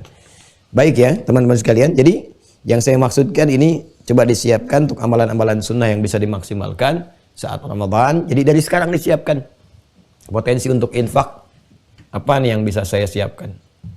Kita bicara Ramadan ya. Jadi kalau kita bicara Ramadan, kita siapkan. Alhamdulillah kalau saya mau misalnya anggaran sekian. Setiap hari begini. Nanti tinggal dicek aja. Mau disalurkannya ke apakah masjid, untuk bukaan, ya, atau nanti untuk itikafnya, atau untuk anak yatim, ya, atau untuk duafa dan sebagainya. Tinggal Anda cek. Dari sekarang disiapkan. Dan ketika menyiapkan saat ini untuk persiapan Ramadan, dieksekusi, itu pahala sendiri. Baru niat aja udah dapat pahala. Ya, begitu dikerjakan tuh Masya Allah ada lagi. Begitu tiba waktunya tinggal dieksekusi. Ini maksudnya, jadi terencana, tahu apa yang harus dilakukan. Kita punya program. Kemarin udah Quran, infaknya udah ada. Nah, terus apa lagi? Nanti besok. Kan baru 2 kan? Baru 2. Jadi Kalau kita siapkan dari sekarang, maksud saya nanti terukur. Ramadan tahu pos mana yang harus disiapkan untuk amalan harta. Oh ini pakaian sudah siap nih, yang ini. Dilihat dah, yang kira-kira kita aja sebetulnya, Masya Allah gitu, pakaian masih cukup untuk dipakai ini. Kenapa harus banyak seperti ini misalnya kan, yang mungkin orang lain bisa pakai. Ya, dan Masya Allah cobalah kasih anak yatim pakaian yang indah, yang bagus. Atau kalau mau lebih terasa nikmat, enak, ada yang satu hari pengen bukanya dengan anak yatim misalnya kan, booking satu restoran, wah, masukin tuh ke situ. Itu Masya Allah, lihat tuh wajah mereka tuh yang senang, yang ceria, wah, berapa banyak malaikat menyertai itu. Ya, dan niatkan, dan biasanya kalau sudah begitu jadi terbawa pengen terus gitu. Ya, makanya di zakat itu menggunakan kata ita, wa ita iz zakat, atau perintahnya wa atuz zakah, wa aqimus shalah wa atuz zakah di Al-Baqarah ayat 43. Ita itu tahu nggak artinya? Ya, ita itu menyampaikan sesuatu secara langsung, ya, bila memiliki kemampuan melakukannya dengan perasaan yang tulus. Ya. Jadi kenapa kata zakat itu menggunakan kata wa'atuz zakah di awalnya? Ya, untuk memberikan kesan, pastikan bahwa apa yang harus diberikan itu diterima gitu kan oleh orang yang berhak menerimanya. Kalau punya kemampuan langsung berikan. Nah, langsung memberikan ini kalau punya kemampuan, ya, artinya kemampuan itu bukan hanya kemampuan harta ini itu, tidak. Tapi mungkin kita bisa datangi, karena nanti saat Anda berikan langsung ada interaksi, itu yang mahal gitu. Interaksi dengan orang menerima itu yang mahal sekali. Tiba kemudian dia mengatakan, oh, terima kasih Bu, Masya Allah Pak, terima kasih, mudah-mudahan rezekinya lancar ya, disehatkan selalu. Nah, itu yang mahal tuh. Mungkin yang keluar cuma 10.000, yang keluar 50.000. Tapi apa yang mengalir di lisan mereka itu yang mengguncang aras tuh, yang menghunjam kepada hati kita tuh. Ya, tiba-tiba kita berjalan tuh bisa termenung sendiri, sepersekian detik kita tuh diam gitu. Terus nengok ke belakang, gimana mereka melihat gembira, bahagia, kadang-kadang keluar air mata, kadang-kadang nangis, itu kan, dan sebagainya. Bagi Anda mungkin sedikit, bagi kita mungkin ya pulsa untuk 10 hari selesai. Tapi kalimat itu yang mahal, karena itu redaksinya menggunakan wa itaiz zakah. Ini kan, tapi lakukan dengan tulus, ya, bukan untuk bikin konten atau apa, atau untuk bikin publikasi media sosial, tidak, ya. Kecuali kalau untuk kita share tentang keadaan yang bisa menjadi inspirasi, wa amma bi ni'mati rabbika fahaddits, atau mengajak orang untuk berkontribusi pada kebaikan, itu hal-hal yang lumrah bisa dilakukan. Nah, ini gambarannya teman-teman sekalian. Jadi saya persingkat, secara singkatnya adalah siapkan dari sekarang pos untuk berinfak khusus untuk bulan Ramadan yang peluangnya sangat dibuka selebar-lebarnya. Ya, bentuknya bisa berupa materi, ya, nanti objeknya bisa banyak seperti yang telah diterangkan, dan kuncinya satu, lakukan itu semua demi menaati Allah dan Rasul-Nya. Maka keikhlasan akan hadir dengan sendirinya. Ya, saya kira itu yang dibahas di pertemuan kali ini. Nah, nanti besok kita akan coba keluarkan beberapa ragam kebaikan-kebaikan lain yang bisa diturunkan. Kan besok itu di antara poin yang ketiga, kan ada 5 poin kan? Ya, 1 Quran sudah, yang kedua ini terkait dengan sedekah, yang ketiga kan menyemarakkan kebaikan dengan konteks sodakoh. Nah, apa saja tuh yang bisa kita turunkan? Kalau sudah saya jelaskan, nanti tinggal dibikin tabelnya 1, 2, 3, 4. Nah, jadi itulah jadi kurikulum, jadi menu. Ya, tinggal optimalisasinya 4 dengan 5. 4-nya nanti tinggal banyak berdoa. Nanti doanya bisa dimulai sejak sebelum masuk Ramadan. Nanti kita turunkan doanya. Ya, dan yang kelimanya tinggal evaluasi diri. Nanti muhasabahnya seperti apa? Ada muhasabah siang, ada muhasabah malam. Ya, jadi kurang lebih seperti itu yang bisa diurai di kesempatan kali ini. Yang pertama, saya harus menyampaikan ucapan terima kasih kepada seluruh yang terhubung di kesempatan subuh menjelang pagi kali ini, seraya mendoakan semoga kita semua senantiasa dijaga oleh Allah Subhanahu wa taala dalam kebaikan. Yang kedua, tentunya saya harus berminta maaf, sekalipun sudah saya minta izin di awal, tapi tetap juga harus bisa minta maaf di pertengahan ini, karena tadi dalam beberapa sela-sela saya menerangkan banyak terselingi dengan batuk. Alhamdulillah, mudah-mudahan tidak juga mengurangi perhatian teman-teman untuk bisa menyimpulkan apa yang diterangkan supaya bisa ditangkap dengan baik. Kemudian yang ketiga, saya ingin menyampaikan bahwa jika ilmu sudah didapatkan, itu ada tuntutan untuk mengamalkan. Jadi artinya kalau dapat apapun yang Allah anugerahkan berupa pengetahuan, cepat siapkan untuk mengeksekusi. Kemarin kita belajar tentang Quran, siapkan dari sekarang supaya mental kita siap berinteraksi dengan Al-Quran. Karena beda hisab antara orang berilmu, telah mendapatkan pengetahuan, dengan yang belum berilmu. Ya, kalau orang belum berilmu dia bisa berkata, saya belum tahu ya Allah, dibuka filenya memang belum tahu, bisa ringan hisabnya. Tapi kalau sudah tahu, itu dikecam. Ya, dikecam nanti, ada kecaman-kecaman. Karena itu kita berusaha semaksimal mungkin. Apapun yang bisa kita lakukan. Termasuk dengan infak ini, kita berusaha sebaik-baiknya untuk menata apa yang bisa kita lakukan. Tapi harus cerdas. Ya, cerdas itu jangan sampai terbawa pada nuansa bahwa infak itu harus selalu uang gitu kan. Atau harus juga melampaui batas kebutuhan. Itu nggak boleh seperti itu. Karena ada prioritas. Ingat ada yang wajib loh. Ya, jangan sampai apa yang pokok di dalam rumah itu belum terpenuhi, kemudian kita memberikan keluar sehingga menjadikan apa yang di rumah itu menjadi sulit misalnya. Itu pun tidak tepat. Ya, itu pun tidak tepat. Jadi ada skema-skema infak yang baik yang kita insya Allah bisa perdalam nanti saat sesi dialog. Ya, jadi kalau ada kebutuhan pokok, maka infaknya ke dalam. Nah itu nilai Ramadan juga tinggi. Ya, makanya misalnya menyiapkan menu, ini yang kadang jarang disadari. Menyiapkan menu yang bagus supaya semua anggota keluarga bagus puasanya, senang ibadahnya. Ini termasuk amalan ini juga. Termasuk amalan ini. Jadi jangan sampai keluar istimewa, ke dalam nggak maksimal. Ya, insya Allah para ibu senang ini kalau ada pembahasan demikian persiapan Ramadan, itu kan. Jadi kreasi yang disiapkan saat Ramadan bisa lebih banyak. Terima kasih untuk perhatian di hari ini. Terima kasih untuk kebersamaan kita belajar di kesempatan kali ini. Semoga mendapatkan rahmat Allah Subhanahu wa taala. Kemudian saya melihat masih ada peluang teman-teman untuk masuk ya di akun Mira itu untuk angkatan yang kedua ini. Itu pembuka kuotanya nggak terlalu banyak. Saya lihat tuh hanya sekitar 500-an gitu ya untuk pembuka awal saja sampai ke Ramadan. Nah, sedangkan yang sudah masuk ini insya Allah sedikit lagi sudah ada penyempurnaan. Jadi kalau sudah ada, tolong nanti kalau ada data-data diisi ya. Ya, data-data itu penting nanti tujuan yang paling pokoknya itu adalah untuk dua hal. Yang pertama terkait dengan spesialisasi nanti. Karena setelah teman-teman ngaji umum itu, nanti ada kelas-kelas spesialisasi. Jadi di situ kalau ditanya misalnya profesi apa, dimasukkan saja. Jadi nanti untuk dibikin kelas-kelasnya 1, 2, 3 ada apa saja ini. Ya, yang kedua supaya memudahkan saya menyusun kurikulum. Jadi nanti kalau misalnya profesinya ada yang terkait misalnya di bidang kesehatan, jadi saya bisa membuat kurikulumnya dengan lebih mudah. Ya, ini kesehatannya bidang apa, ada dokternya apa lagi nih, ini A, B, C. Nanti kita turunkan ayatnya apa, hadisnya apa, nanti risetnya apa gitu, punya kelas sendiri di situ. Ya, kalau mahasiswa nanti kelasnya kelas ilmuwan, kelas umum kita masukkan. Kalau ibu rumah tangga, nanti kurikulumnya juga khusus, spesifik di bidangnya masing-masing. Ya, itu yang saya maksudkan. Jadi kalau sudah selesai, tempat beres, ini selesai juga nanti kajiannya untuk Mira bisa per spesialisasi. Ya, kalau sudah yang pokok-pokok selesai. Yang pokok belum selesai, sholat aja kan baru berdiri, belum ruku-ruku kita nih. Baru berdiri, rukunya kan belum. Ya, nanti kita selesaikan dulu. Kalau ini udah selesai, puasa selesai, berarti kan babnya tinggal sholat, zakat dengan haji dan umrah. Ya, haji dan umrah mudah-mudahan nanti tempat selesai kan langsung praktek latihan manasik.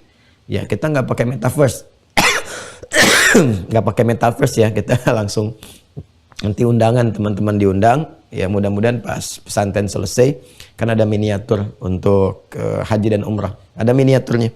Nanti kita tunjukkan seperti apa tawaf dan sebagainya dan seterusnya. Mudah-mudahan Allah berikan kelancaran untuk semuanya. Terima kasih untuk perhatian di hari ini. Semoga Allah sekali lagi berikan ketentraman dalam kehidupan kita. Allahumma taqabbal minna innaka antas sami'ul alim wa tub 'alaina innaka antat tawwabur rahim. Allahumma rabbana atina fid dunya hasanah wa fil akhirati hasanah wa qina adzabannar. Ati anfusana taqwaha wa zakkiha anta khairu man zakkaha anta waliyuha wa maulaha. Allahumma sallallahu ala sayyidina Muhammad wa ala alihi wa sahbihi ajma'in.